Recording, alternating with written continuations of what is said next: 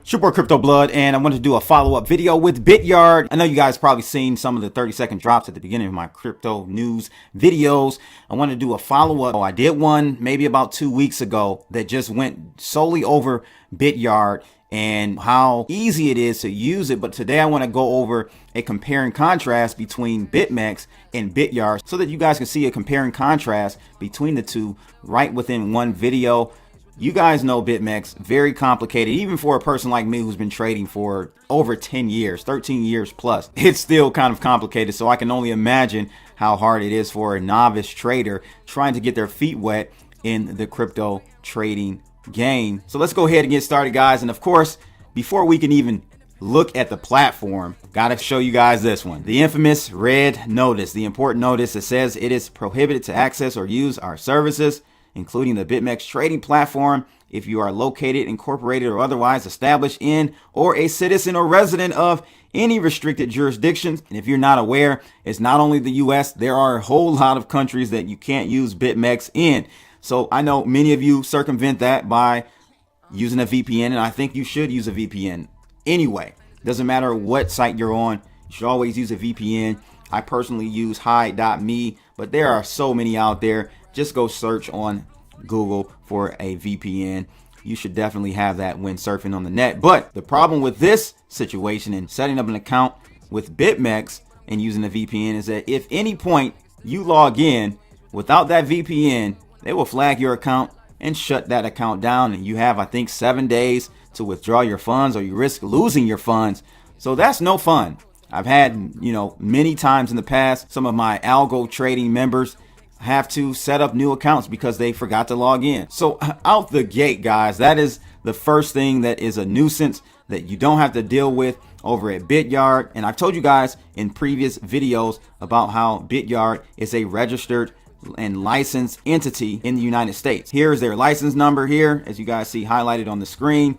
So you have no problem, and you should feel at ease depositing and trading with Bityard because they're licensed here in the United States, as well as in Estonia, Australia, and in Singapore. So if you haven't set up an account, guys, use the link in the description of this video and pinned at the top of the comments for some additional perks. So after setting up your account, you'll be presented and land on the trading dashboard page.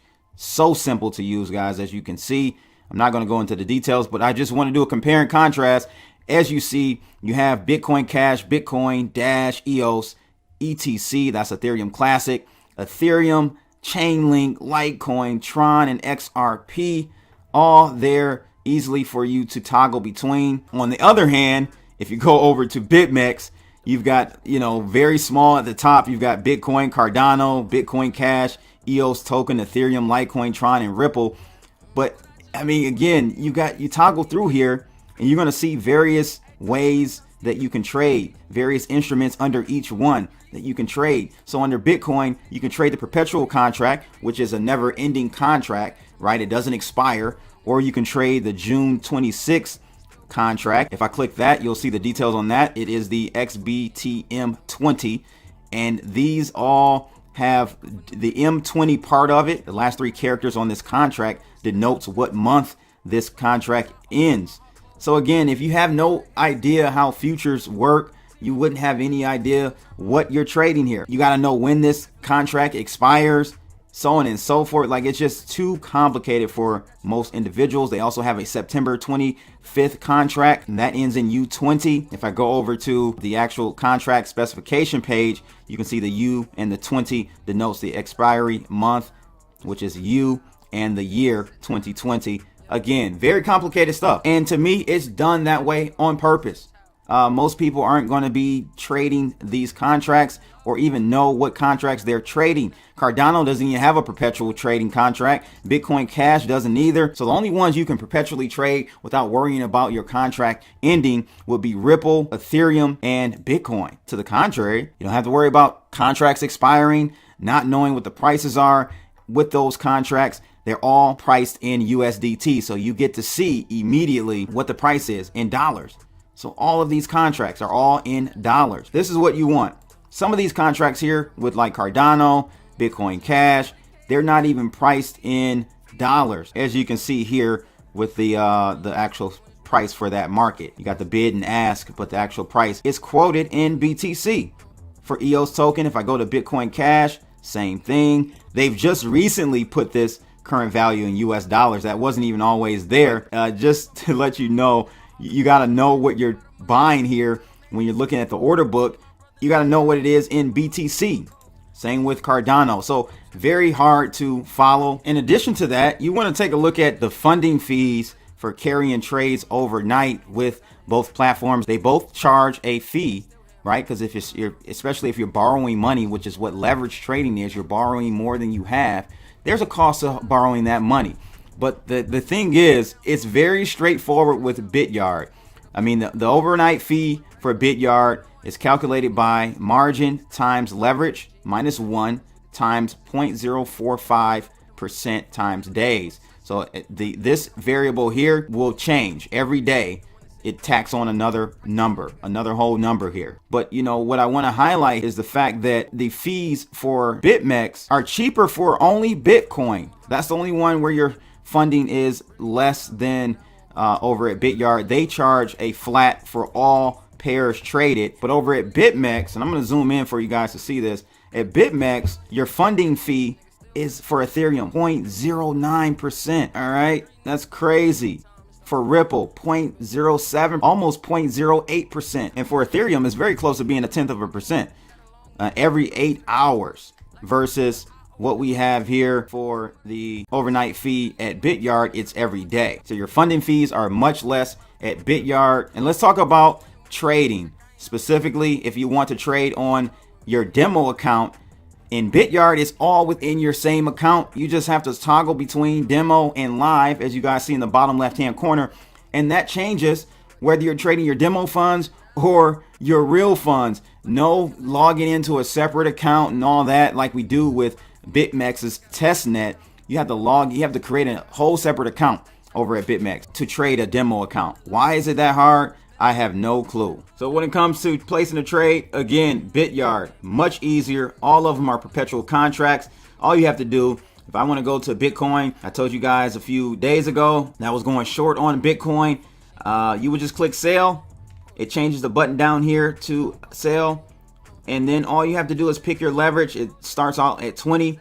I recommend nothing more than 20x on your leverage. And then all you do is select your amount. Easy enough. How much in dollars? That's the great part. You're picking it in dollars. Unlike Bitmex, where if I go here, I'm putting in my quantity. You know, if you look here at the bottom, contract value is $1 per contract. Very confusing, because if you go to any other of the pairs that aren't trading directly against the US dollar, one contract actually equals 188 or one Cardano coin. So what does that even mean? You have to know what you're doing here. You have to know how much Cardano is in US dollars, then convert it and figure out how much you're trying to trade. It's just insane. They make it convoluted and confusing on purpose, in my opinion, knowing that they have a majority of their traders at the amateur level. And so with the leverage as well, I mean, if I do 20x here on, or 25x I'll do for the Bitmex trade to go short, I'm just going to put in here $500 at 25x and go sell here, right? Hit the sell button. It lets us know what we're buying, the order value, cost at 25x. You hit sell. It opens the trade, and then all these windows start popping up. You don't know what the hell they're saying. And now you have your position open, but it's just so confusing. To the contrary, if I were to go here, hit the sell button, put in the same amount, 500, we're at 20x. And then down here at the bottom, you immediately see how much you're going to lose if this stop loss is hit. And this stop loss level changes up until the point where you hit the execution button, because it's based on percentages. If you click the settings button at the top there, you'll be able to pick your take profit and stop loss profit ratio. So I don't know why I was at 90, but typically, you know, you don't want to risk more than, I don't risk more than 2% per trade. And you can adjust this as well. But these are your default percentages for stop losses and your take profits, just so that when you place trades, you can be safe and sound and know, hey, when I place a trade, I've got a 10% stop loss with a 300% take profit immediately. just in case something, I'm not around, I'm asleep, it goes to the moon, at least I lock in 300%. Right? That's what you want to look at. So with that being set now at 300% take profit and 10% stop loss, that's a great risk to reward ratio, right? I always talk about that. So if I hit sell, again, it just shows you what you're buying, initial margin, that's how much you're putting up, fee, 14 bucks total, boom, that's it. You're done. Now you're in your trade. It's easy to see right here at the bottom. You can change your settings on this after you place your trade. So if you want to adjust it downward, you can do that after placing your trade. And the only thing I would say that is missing is showing your trades right on the chart. I'm assuming they're working on that, but as of right now, that's not available. But you can easily see what's going on right at the bottom, profit and losses in percentage and in dollar amounts. All right, you got your stop loss, you got the take profit, open quantity, all that is right there for you to see. Can't be any easier. And in addition to that, if you see that you're up with the P&L here at the bottom, if you see you're up on all your trades and you're like, hey, I just want to take the weekend off, I'm done, I've made enough money, you can close all trades in one button. Now you cannot do that over at Bitmex. You literally have to toggle through and find all your positions and hit the close, and you're going to get a prompt, and your positions don't show up on across all pairs. You have to toggle through all of them to see what active orders you have open, so on and so forth. So it just makes it way harder to understand where you are with things. Your margin balance, all of that is tied into and priced in XBT, which again doesn't give you a quick assessment of how you're doing in your trade. And so, to sum it up, I just suggest when you're opening a trade, before you actually do your first trade here, make sure you set your defaults for your risk reward. All right, your take profit and stop loss reward. And if you want to hold trades overnight, it's important that you click that. Again, you will be charged that percentage times your leverage, but it is except for Bitcoin, it is cheaper on all other pairs. So just remember to do that and you're good to go. And one other thing I want to show you before we wrap up here, guys, is the deposit, right? So with Bitmex, you have to deposit with Bitcoin. It's the only way you can do it. We all know how slow Bitcoin is many times, even though with this Bitmex platform, I think they only need one confirmation before they will credit your account. But even one confirmation can take, in some cases, 30 minutes, 20 minutes for one confirmation, especially if the network is congested. With Bityard, you hit the deposit button. They give you multiple options for depositing your funds. Tron, ERC20, or Omni, which is your traditional the original USD tether, which was on the Bitcoin network. I wouldn't use this one. Again, it's just as slow as Bitcoin in most cases. And just remember that the minimum deposit is $15 for the USD. Okay, so this is where I would do it. It's at least on either Tron or the Ethereum network to get the fastest deposit. You can do ETH as well if you want. One other thing they offer at Bityard that they don't at Bitmex are the promotions for yourself. So if you hit these goals, you actually earn USDT for each of these goals that you hit. So for example, if you set your username valid for 7 days, you get $1. You bind your mobile phone and email, you get $1. Conduct a demo trade once, you get $2. Conduct a live trade, you get $2. $8 if you surpass 10,000 in trading volume. $18 if you do 25,000. So you can see the list here. It goes on and on. If you do over 500,000 in trading volume, you get 188 bucks back. So these types of deals you don't get over at Bitmex. And I just have to reiterate, this is not some fly-by-night exchange.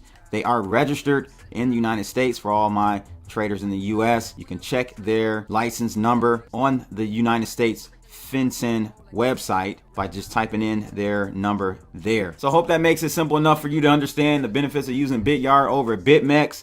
All of their contracts are perpetual, easy to use, user interface, simple and clean, and there are a lot of perks for trading over there. And there are a lot of perks with trading over there. So get some perks by using the link in the description of this video and get started today. Let me know how you guys like it. Don't forget to set your default stop loss and take profit ratios so that you lock in those profits and limit your risk at all times. It's your boy Crypto Blood, and I'm out of here.